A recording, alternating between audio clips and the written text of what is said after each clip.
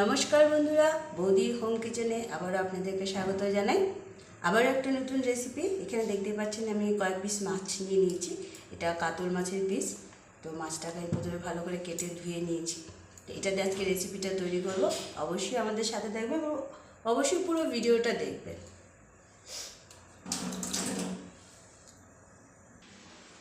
তো কাতল মাছটা আমি যেটা দিয়ে বানাবো সেটা হচ্ছে ফুলকপি এবং আলু দিয়ে আমি কাতল মাছটাকে বানাবো।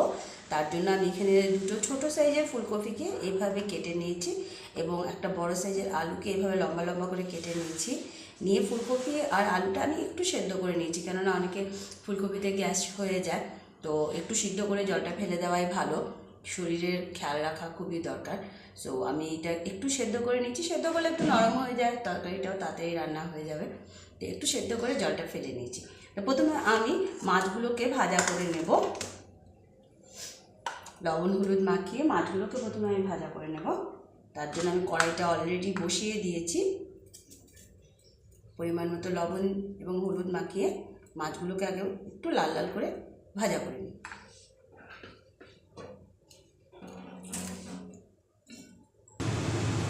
দেখুন বন্ধুরা, আমি তেলটা বলেছিলাম আগে কড়াই বসিয়ে দিয়েছি, তেলও দিয়ে দিয়েছি মাছ ভাজার জন্য।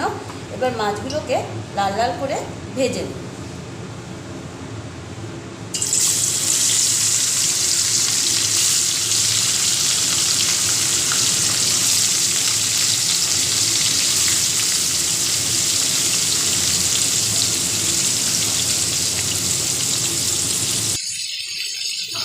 দেখুন আমার মাছগুলো আমি লাল লাল করে ভেজে নিয়েছি। যেহেতু ফুলকপি আলুকে করবো, মাছটা অবশ্যই একটু লাল লাল করে ভাজবেন। আমার মাছগুলো কিন্তু ভাজা হয়ে গেছে। এবার আমি এগুলোকে তুলে নিচ্ছি এবং বাকি মাছগুলো আমি এইভাবে ভাজা করে নেব।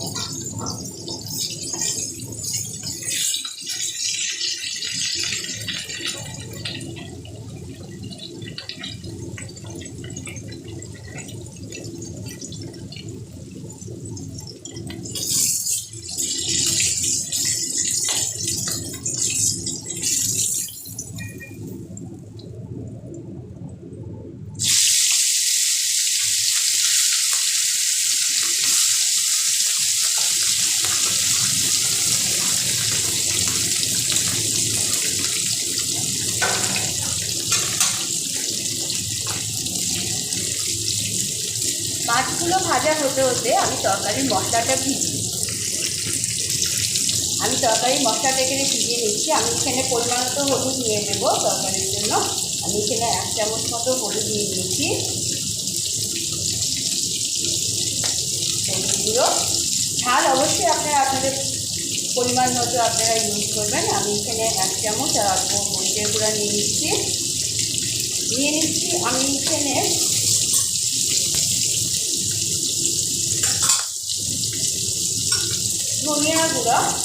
ধনিয়ার গুঁড়োটা আমি নিয়ে নিচ্ছি 1 চামচ মতো।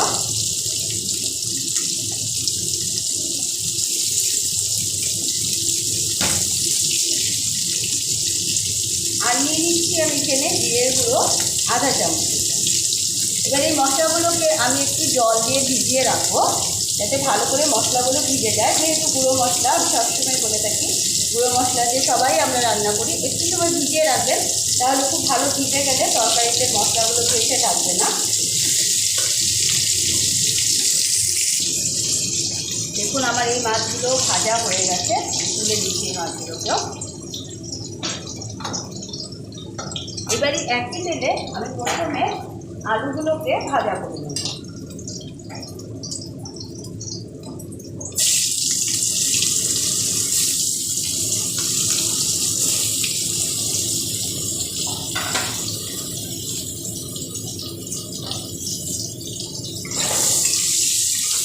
আলুগুলোকে একটু লাল লাল করে ভাজা করে নেব।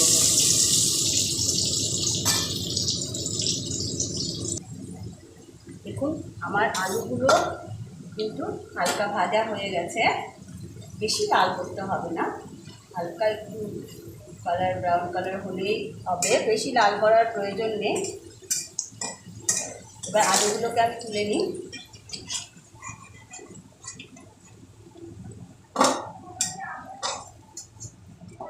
এবারে একই তেলে আমি ফুলকপি ফুলকপিগুলোকেও একটু ভাজা করে নেব।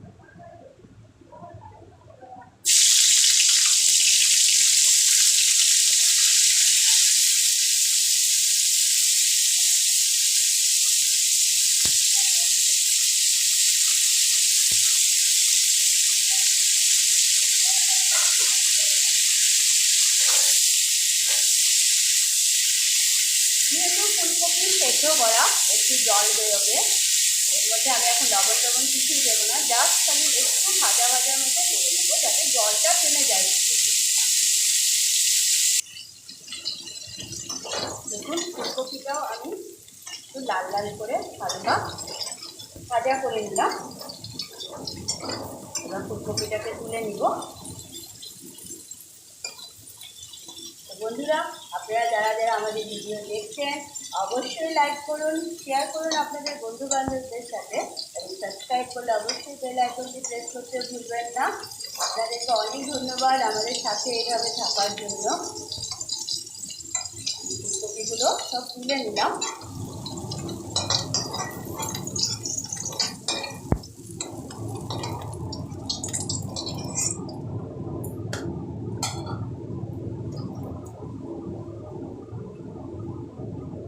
এবার আমি সামান্য একটুখানি তেল দিয়ে দিব, কেননা আমি এবার তরকারিটা পুরো বানাবো।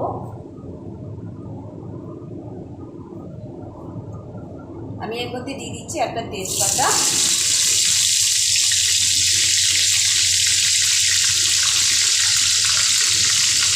সামান্য একটু কালো দিয়ে,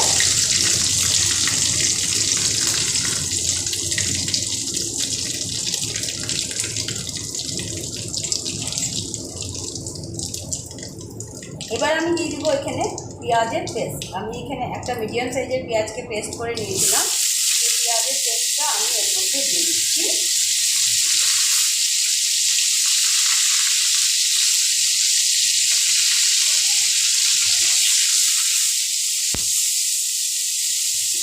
এবার এটা একটু ভালো করে ভেজে নিব। পেঁয়াজটা একটু ভাজা ভাজা হয়ে গেছে, দিয়ে দিচ্ছি 1 চামচ মতো পেঁয়াজের আদা রসুনের পেস্ট।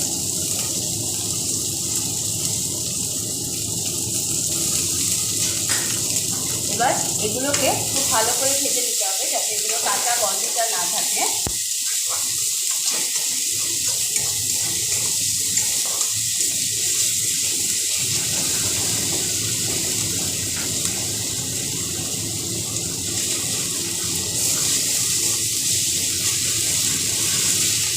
এবার আমি এর মধ্যে ভিজিয়ে রাখা মশলাটা দিয়ে দিব। মশলাটা আমার অনেকক্ষণ ধরে ভিজিয়ে রাখা, খুব ভালো মতন ভিজে গেছে। এবার আমি মশলাটা এর মধ্যে দিয়ে দিচ্ছি।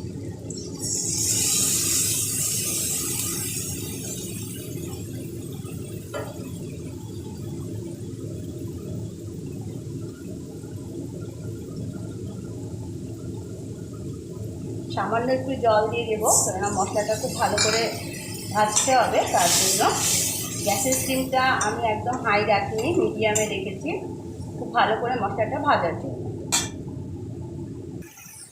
মশলাটা আমার অনেকটাই ভাজা ভাজা হয়ে এসছে।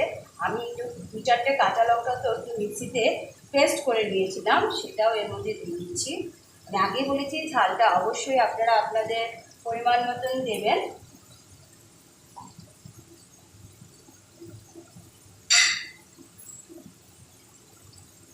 আর কালারের জন্য দিয়ে দিচ্ছি একটুখানি কাশ্মীরি মির্চি গুঁড়ো।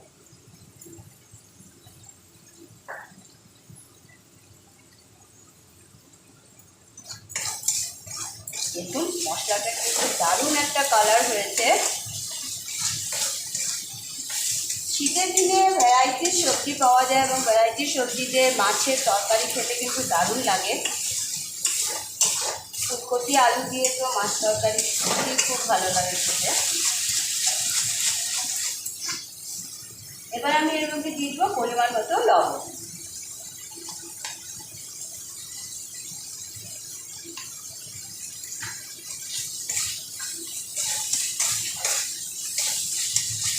লবণটা দিয়ে আবারও ভালো করে মিশিয়ে নিচ্ছি।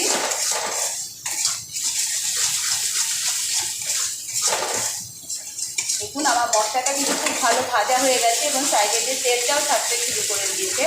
এখন আমি এর মধ্যে ভেজে রাখা ফুলকপি আর আলুগুলোকে এর মধ্যে দিয়ে দিব প্রথমে।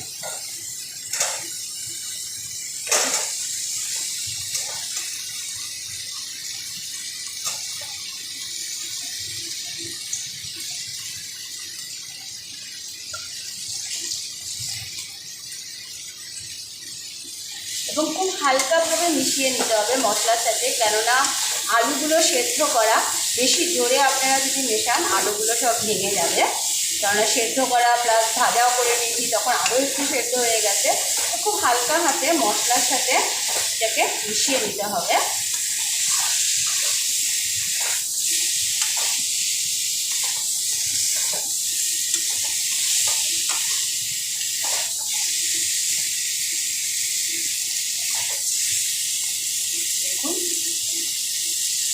ধীরে ধীরে এইভাবে ফুলকপি আলুর ঝোল দারুণ লাগে খেতে।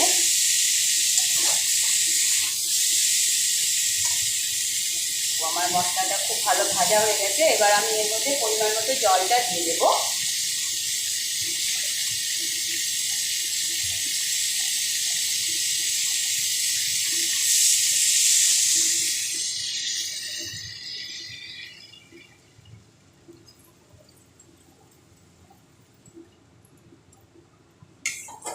ভালো করে মিশিয়ে দেবো।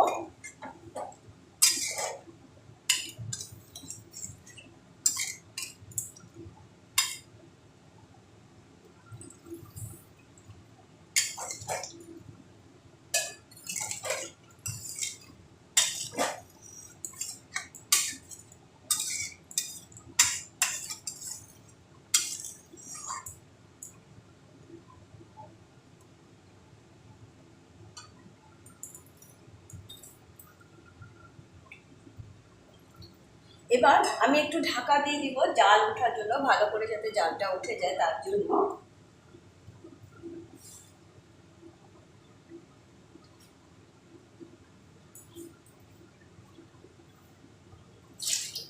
ঢাকা দেওয়ার আগে অবশ্যই দুটো কাঁচা লঙ্কা দিয়ে দিলাম।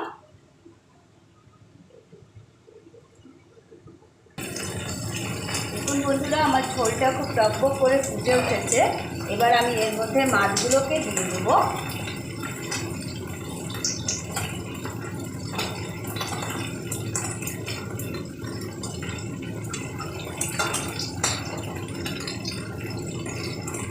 মাছগুলো দিয়ে এভাবে ঝোলের ভিতরে মাছগুলোকে ঢুকিয়ে দেবো।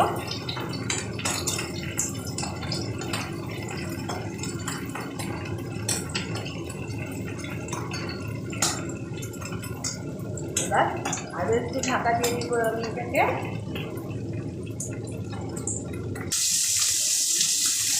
আবারও ঢাকাটা খুলে দিচ্ছি। আমার ফুলকপি মাছের তরকারিটা কিন্তু হয়ে এসছে পুরো। খালি আপনাদেরকে দেখতে হবে যে ফুলকপি আলু সব ভালো সেদ্ধ হয়েছে কিনা। দেখুন আমি কুচি দিয়ে কাটলাম, পুরো কেটে গেল, খুব ভালো সেদ্ধ হয়ে গেছে। এবার আমি এর মধ্যে দিয়ে দেবো সামান্য একটু গরম মশলা।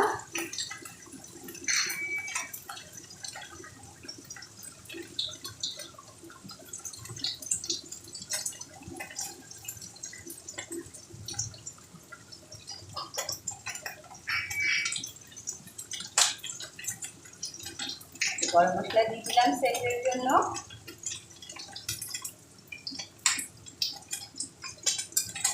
আপনারা যদি ঝোল ঝোল খেতে চান তাহলে ঝোল ঝোল নামান, যদি মনে করেন না আরেকটু টানবে আরেকটু টানান। আমার তরকারিটা মোটামুটি হয়ে গেছে, আমি এটাকে নামিয়ে নিই। নামাবার আগে ধনে পাতাটা দিয়ে দিচ্ছি, কেননা শীতের সিজনে বলুন আর গরম সিজন বলুন, ধনে পাতা ছাড়া তো কোনো রেসিপি কমপ্লিট হয় না। ধনে পাতাটা দিয়ে দিলাম।